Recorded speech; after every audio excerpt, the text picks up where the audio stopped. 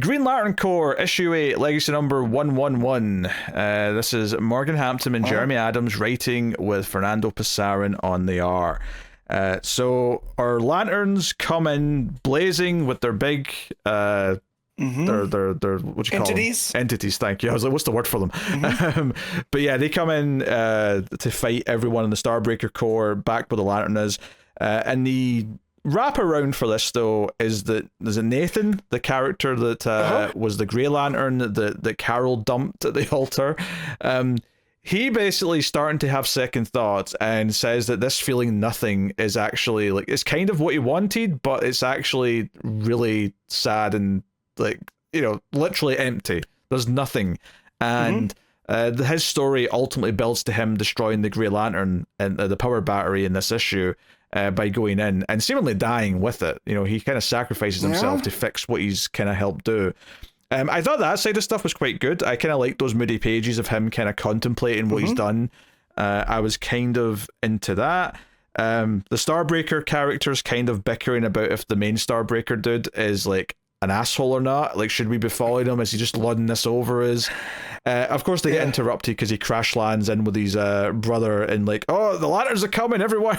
Hey, positions, they're coming. I guess the big thing here is, and I saw this sentiment online that some people felt like, oh, like the entity stuff's already done by the end of this issue after the big reveal last time. I don't know if I had much of a problem with that, but I can kind of see if you expected it to be a more of an ongoing thing as opposed to like just a quick thing for one big fight. Yeah, I mean, it's been very clear from the beginning of this that the entities aren't this end-all be-all of Lantern power now, right? The Spectrum's still fractured, right? They still haven't fixed that issue, and that's the main crux of it, right? And maybe it's the use of these entities that will help stabilize everything, right? Because they're no longer in the source wall. Yeah, I mean, I did enjoy the fight though. I really like the part where Joe gets knocked off the orange one, and like the power fades from her because she's disconnected from it. But when Guy grabs her onto the indigo one, she becomes an indigo lantern because she's on that one now with him. Yeah. And I thought, oh, that's a fun little thing they could play with. If anything, I felt a little bit sad that Carol didn't do the same because Carol ends up with Hal at one point. I'm like, why is she turning green? Joe already turned a different color. What are you doing? Well, it's just maybe she's such a, you know, this is me rationalizing it, right? She has such a tie to the love energy, to the violet, that she can, you know, choose. She's choosing the love here, whereas Joe is still, you know, she wasn't necessarily choosing the orange. The orange chose her, and then the purple, I don't know, or the indigo, not the purple, but choosed. You know, yeah, chosen. Chose is the word you were looking for. Chose. No, just chose. Yeah. No D at the end. Just chose. D makes it past tense, Pete. I know English. Okay. We'll move on. I think you're headcanon that a little bit there. I mean, I guess the argument is that she... Well, nah, because everyone lost their colours when the Grey Lantern turned... Never mind, it doesn't really matter. So, yeah, I mean, so the entities do seemingly all die. When the power battery explodes, the entities all kind of drop dead. Now, are they dead for good? Probably not. I'm sure when all the power batteries get turned on, they're all going to somehow be inside them or something. I don't know. I mean, Parallax becomes a skeleton. So, like, true, that's not a good look. But, like, I can see it being like, oh, he... Like, I don't know, like, I don't think they're gone for good. Also, technically, technically that wasn't Parallax, though.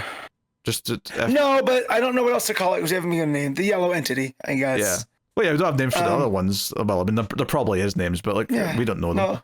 No, there definitely are. I can't remember them all, but I remember the Butcher's the red one, and Ophidian is the orange one, I believe. Anyways, I can never remember the Compassion one, but I know it's like a big cephalopod octopus squid thing.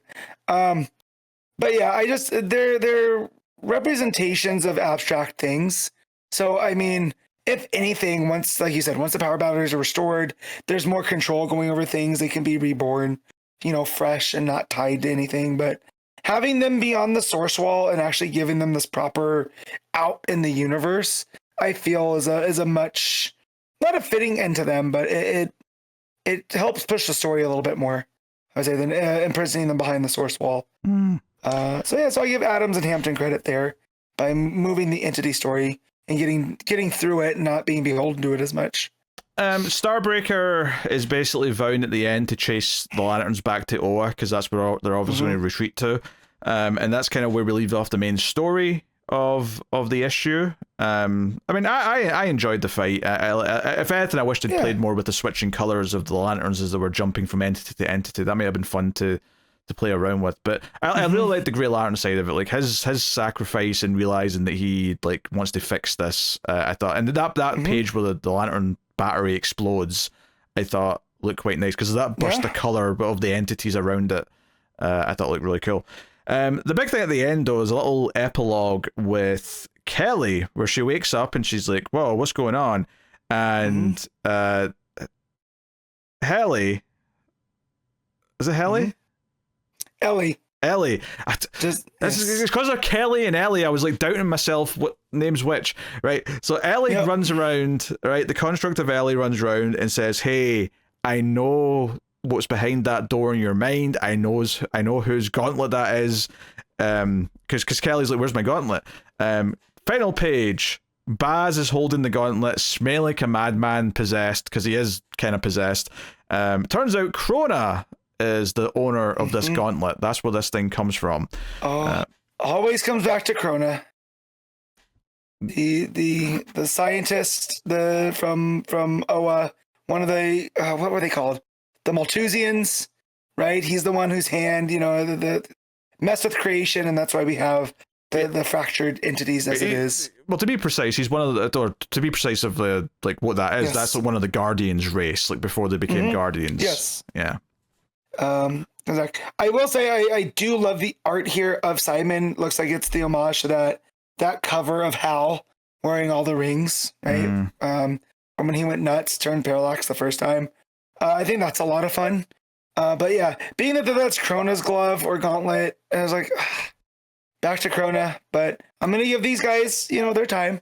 They've not let me down thus far. But yeah, seeing that old familiar name pop up again, I was like, oh, okay. Yeah. Yeah, I mean, it's an interesting direction to take it. It's been a little while since we heard from Krona. I remember the last time Krona's name popped up. Maybe during the Volthun stuff? Maybe. That sounds about right. It's been a while.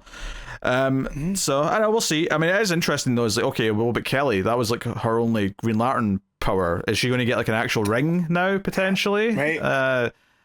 I we'll see. But feels like they've got her around for a reason. So, or maybe they'll somehow like retro, like take this gauntlet back and like purge Krona from it, so it's just a gauntlet now, and she'll get it back. I don't know. But yeah, no, I mean, I think it's an enjoyable issue. I think it's another fun chapter in what they're doing with this crossover, without going like above and beyond into like, it's a solid big fight issue of a crossover, with some other things going on that feel like that impacted the story greatly. But it's not like, doing like amazingly wild things or anything like that. It's it's a pretty solid thing. I think so far I'm enjoying the Starbreaker crossover more than that final part of the first arc that Adams built up to, where I really enjoyed all the build up, and then like the final was fine, but it wasn't as good as the rest of it. I think the Starbreaker stuff is paying off just a little bit stronger for me so far, but we'll see where it goes in the next issue or two. Yeah. But I really love seeing the Starbreakers talking trash about the main one. I thought that was really funny. So it shows that they're not all fully sold on this. They just essentially want to consume stars, right? Like, he freed them, and then they want to get back to being the star vampires they are. They don't have time for lantern shenanigans. So that was fun. Yeah, I wonder if that's seeding like an eventual like them abandoning him or something, or not, staying to fight when he expects them to, or whatever it is. Yeah. But hey, what are you giving Green Lantern Corps issue 8? I'm gonna give this a straight 7. Yeah, I mean, I think I may go at 7.5. I think I like what they did with the Green Lantern stuff, and I'm excited about the cliffhanger, so I'll say 7.5 for me. And the art is pretty solid. PASARÍN, it's pretty house style, but it's very fun and colourful and all the rest of it.